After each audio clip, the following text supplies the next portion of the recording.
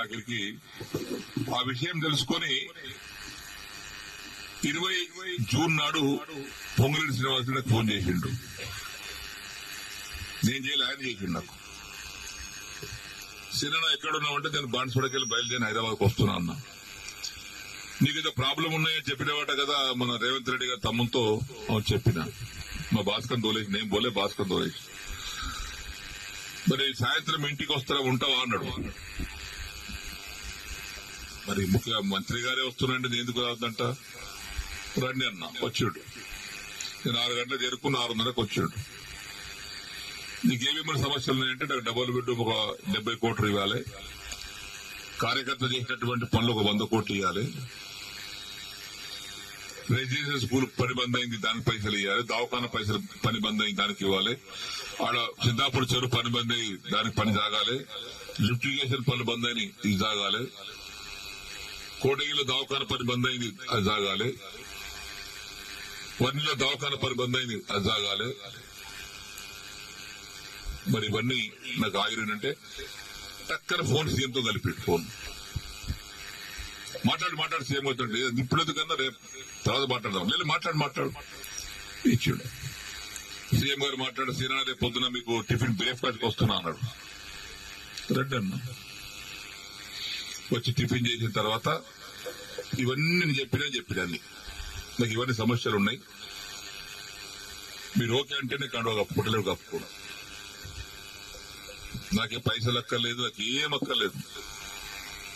అంటుండే మంత్రి పదవి కూడా వస్తాడు అనుకున్నా, మంత్రి పదవి వస్తుంది చేసిన మస్తు చేసిన, ఇక స్పీకర్ చేసినట్టుగా మంత్రి పదవి నాకెందుకయా దద్దన్నా.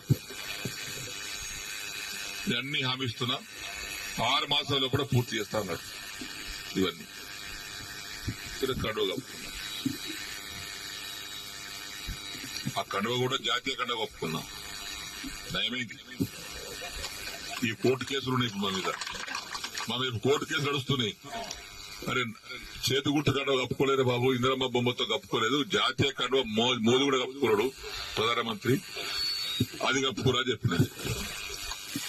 అసలు ఆ కథ వేరు లీగల్ గా. ఇప్పుడు ఈ పరిస్థితిలో మనం ఇక్కడ ఆగిన దానికి కొంతమంది రకరకాలుగా మాట్లాడుతాం. తర్వాత మొన్న నవంబర్ 7 తారీఖు నాడు సీఎం గారింటికి మీటింగ్ అయితే పోయినా. అందరు ఎమ్మెల్యేలకు మాట్లాడుతుంటే మాకు కూడా పిలిచాడు.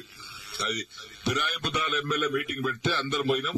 మీటింగ్ అయినాక విడివిడిగా మాట్లాడిపోయినాం. పొంగులేటి శ్రీనివాసరెడ్డి కూర్చున్నాడు, బట్టివి కూర్చున్నాడు ఆయన పొలిటికల్ ఆ ఛాంబర్లో. నేను పోయి శ్రీనివాసరెడ్డి రేవంత్ రెడ్డి గారు లేచాడు, కూర్చోసేనని అన్నాడు. ఒకటి అడిగితే సమాధానం చెప్పినా కూర్చుంటా అన్నా. ఏందన్నాడు, నేను నీకు 21 జూన్ నాడు నాకు కండువ కప్పిన రోజు నాకేమైనా పైసలు ఇచ్చినావా, నన్ను ఏమైనా కొన్నావా, కట్లట్టు వస్తున్నాను కొన్నావా చెప్పు, నాకేమైనా ఇద్దరు ఉన్నారు, నన్ను ఏమన్నా నా ఎమ్మెల్యేషిప్ కొన్నావా, నన్ను కొన్నావా చెప్పు, నేను అమ్ముడు పోయినా నీకై చెప్పినా. లేదు పోలేదు, ఇయ్యలేదు. నేను దేనికోసం వచ్చినా, ఈ సమస్యల కోసం వచ్చినా. ఏమైనా అయిందా, ఏం కాలేదా, ఏమైంది 100 కోట్లు హెచ్డిఎఫ్ ఉంటే 30 కోట్లు ఇచ్చారు, తర్వాత బంద్. 70 కోట్లు డబుల్ బెడ్రూమ్ ఉంటే 20 కోట్లు ఇచ్చి 25 కోట్లు ఇచ్చి 45 కోట్లు ఇవ్వాలి, బంద్. పనులన్నీ పేమెంట్ లేక ఆగిపోతున్నాయి. ఆ కాంట్రాక్ట్ పని చేయమంటే పేమెంట్ ఇవ్వమని అంటున్నాడు. దవాఖాన బాన్సుడు బంద్ అయింది, కోర్టు బంద్ అయింది. సిద్ధపరిచారు వారి కాంట్రాక్ట్ 40 కోట్లు ఇవ్వాలి, వాడు బంద్ చేసిండు. వీటి కోసం వచ్చినాయి కదా నేను. లేదా బట్టి గారు చిన్న దగ్గరికి ఇలా లిస్ట్ మొత్తం తీసుకోండి, ఆ లిస్టు తీసుకొని 2 సార్లు ఇచ్చేయండి, ఒకసారి కాదు కానీ.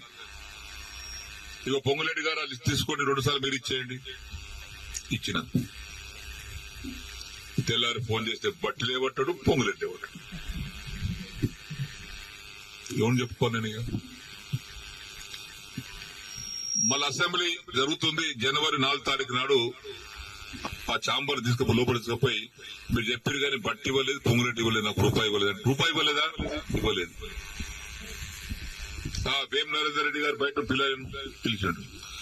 ఏమన్నా సీనన్న బాధపడుతున్నాడు, అది ఇంకా పేమెంట్ కాలేదట, నువ్వన్నా మార్చిలో కూడా 3 విడతలు ఇప్పి. సరే ఆయన తీసుకుని ఆయన వెళ్ళిపోయాడు. తెల్లారి వేయం నాదని ఫోన్ చేస్తే ఆయన లేపడు. 50 సార్లు చేసిన ఒకసారి కాదు, 50 సార్లు లేపడు. మళ్ళా మొన్న మార్చి అసెంబ్లీలో జరుగుతుంటే మళ్ళా పోయారు ఛాంబర్, మన అసెంబ్లీలో కూర్చున్న సీటు డబల్ ఉంటుంది అయింది. చెప్పిన ఏది కాలేదండి.